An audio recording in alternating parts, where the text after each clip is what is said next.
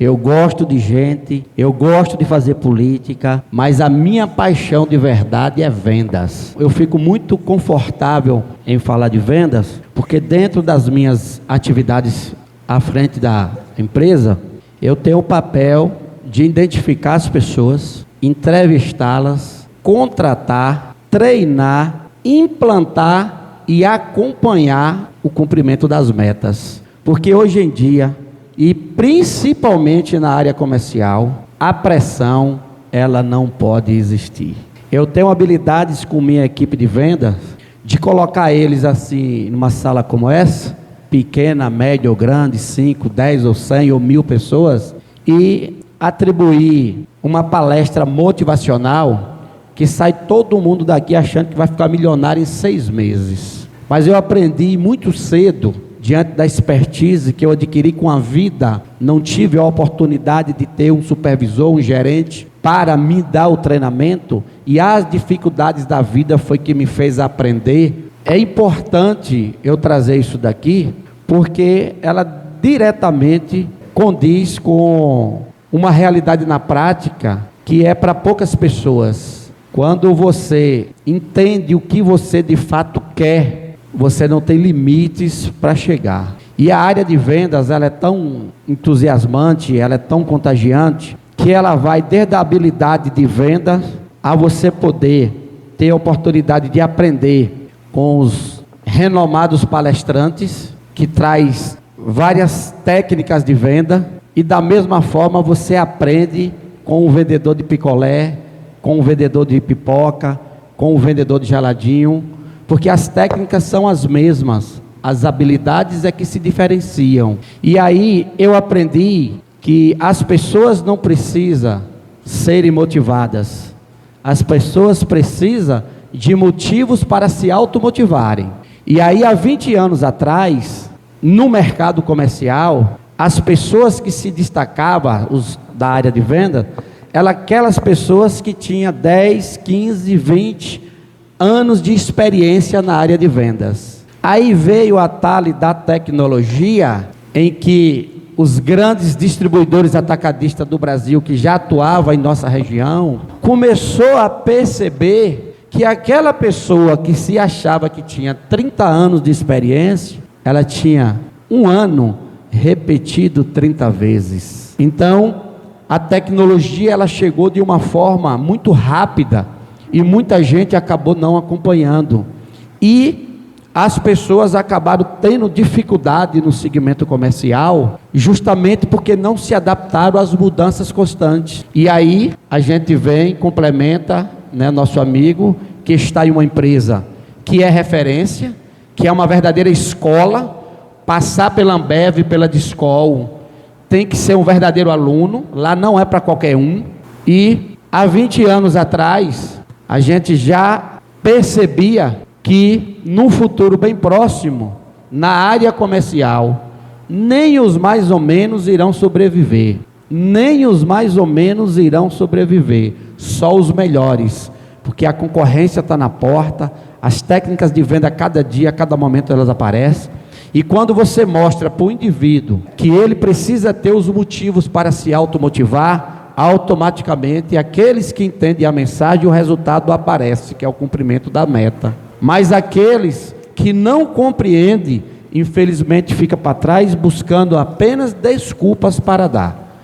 Então eu, muito novo, entendi, diante da vivência na prática, que a pressão hoje ela não funciona, porque se você apertar, ele pede para sair. Então você tem que criar os meios, né, de fazer com que ele entenda. Aí você tem que mexer com sentimento, você tem que mexer com família, você tem que mexer com sonhos, você tem que mexer com conquistas, você tem que mostrar para ele que a empresa, como muito bem disse Lani, tem toda uma estrutura física, tem uma logística excelente, tem produtos de qualidade, tem uma equipe administrativa, tem uma equipe fiscal, tem uma equipe contábil, tem um gerente comercial qualificado. Mas quando você se depara na ponta com a área comercial, a pequena, a média, a grande e a multinacional das empresas sentem a mesma dificuldade, material humano qualificado para aproveitar as oportunidades e se diferenciar do mercado de trabalho e poder fazer suas conquistas. 99, você estava lá com a gente? Você lembra muito bem. Eu era representante comercial de uma equipe de 18 representantes e eu sozinho representava 53% do faturamento da empresa. Ô, Léo. Essa história, Alane. Não, pera. Sabe o que foi que eu lembrei agora? Sim. Dessa criatura em Salvador, precisando entrar em uma rua e tendo que ter autorização do traficante. Isso, nós estamos falando Era como 99 para representante 2000. comercial. Percebe as habilidades, a comunicação, a construção da relação com o outro. Era nesse lugar. Eu fazia parte, Lani, de uma equipe com 18 representantes e que eu era o que mais vendia, em volume de vendas, eu era o que vendia em mais distribuição de mix, eu tinha a menor inadimplência e as fábricas sempre colocavam as campanhas, que era um extra que tinha. E aí 5 fábricas na época colocaram campanhas de incentivo. E das 5 premiações que foram colocadas, o besta que está falando para vocês passou a mão em todos. E na época de 99, e a entrega do prêmio foi dia 8 de janeiro de 2000. Eu ganhava um carro zero da época, uma moto zero, um forno micro-ondas, um aparelho de som e uma viagem para o Rio de Janeiro. E a ideia foi interessante porque, como eu fazia distribuição de mix, eu não focava naquelas fábricas que estavam dando a gratificação extra. E eu não ganhava premiação. E uma das reuniões da premiação do carro, que foi os produtos da SCAF, colocou um carro zero, 1º de julho a 31 de dezembro. O representante que mais ganhasse percentual de vendas levava o carro. E aí, na segunda reunião, o dono da fábrica SCAF, que morava no Rio de Janeiro, veio para conduzir uma palestra motivacional. E conversando com ele me chamou, quando acabou a reunião, ele me chamou no canto e falou assim: eu queria saber qual problema você tem com minha marca, com meus produtos. São produtos bons, de qualidade, mas você não vende, você é o que mais vende na empresa, já tenho dados, maior distribuição de mix, mas você não vende meus produtos. Eu falei: o senhor está respondendo a pergunta. É porque eu faço distribuição de mix, eu não gosto de ficar atrelado a uma fábrica. Aí ele pegou a chave do carro dele, pegou a chave e fez assim, ó. Você está vendo isso aqui? Isso aqui é a chave de um carro. Você está perdendo a oportunidade de ganhar um carro zero.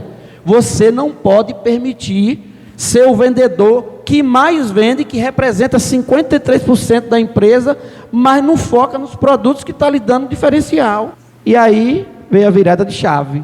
Eu estava lá na rabeta, porque eu vendia muito, os caras vendiam pouco e focava na venda. Como era em percentual, não era quem mais vendesse, quando fazia o cálculo, ele estava lá em cima em percentual.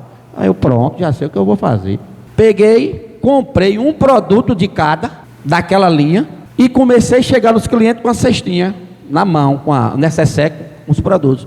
Quando eu chegava, botava em cima da mesa e já ia botando em cima. Você está ficando doido? Mudou a pasta agora para o necessaire? Eu falei: não, é porque eu estou participando de uma campanha, e aí eu quero ganhar esse carro e gostaria de priorizar esses produtos aqui. E aí comecei. O cliente pegava, olhava, cheirava. Muitos conheciam pelo catálogo, mas quando pegava o produto que cheirava, que olhava para a embalagem, comecei a vender. E aí, quando foi no 3º mês, o besta saiu da 14ª posição para a 3ª, já no 3º mês. Aí eu tinha uma rota que eu saía Direcê até Senhor do Bonfim. Juazeiro já era outro, então eu tinha a rota fechada. Esse de Juazeiro, o que fazia Barreiras e o que fazia o extremo sul, ele fazia ali até Conquista e tinha espaço para eles trabalhar em outras áreas, e eu era fechada. Aí os caras se ligaram que eu acordei, eles também vieram com a contrapartida. Aí eles, como tinha área para frente, eles contrataram os prepostos. O que é isso? Eu sou o vendedor na rota e contrato vocês para vender, mas a comissão é para mim, eu pago para vocês por fora. Só que a venda contava para ele.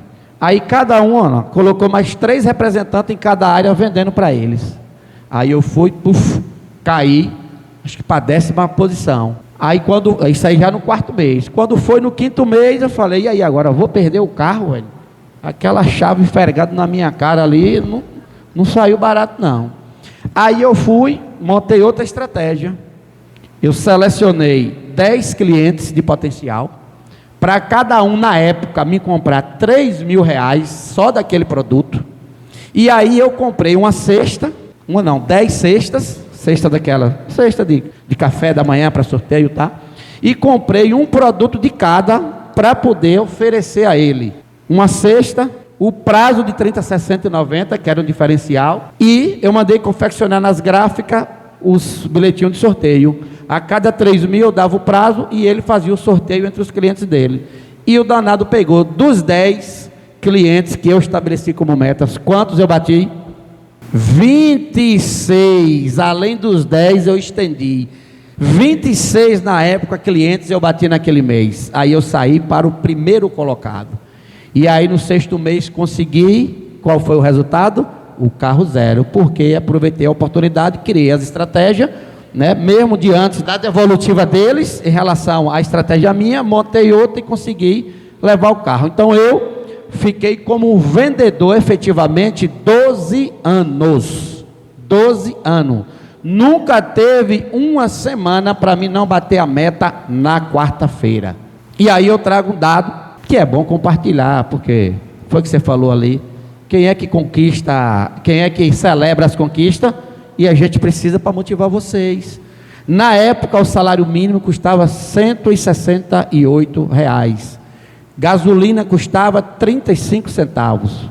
Com 15 reais você dormia numa pousada, jantava, tomava café e a diária.